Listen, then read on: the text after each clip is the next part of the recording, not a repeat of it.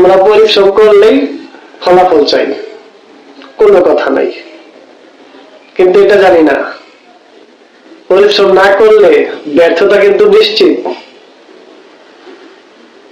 তাই আমরা ছোট কাজকে যদি বড় মনে করে আর বড় কাজকে যদি সৎ উদ্দেশ্য দিয়ে করি, তাহলে সফলতা সবার ভিতরে আসবে।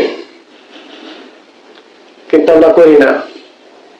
করেছিল স্টিভ জবস, নামটা হয়তো শুনছেন, আর অ্যাপল প্রতিষ্ঠাতা উনি। অ্যাপল বলতে আমরা যে আইফোন চিনি, আইফোন। স্টিভ জবস তার নিজের প্রতিষ্ঠিত কোম্পানি থেকেও তাকে ছাঁটাই করা হয়েছিল, মানে বাদ দেওয়া হয়েছিল, কিন্তু সে ভেঙে পড়ে নাই। আবার ফিরে এসে সে অ্যাপল মানে আইফোন সে প্রতিষ্ঠা করে, এটা সে তৈরি করে। আর দেখছেন এটা পৃথিবীকেই বদলে দিছে। তাই বলি পরিশ্রম করলে সফলতা আসবেই, দ্রুত না আসলেও আসবে, কিন্তু পরিশ্রম না করলে ব্যর্থতা নিশ্চিত। ধন্যবাদ।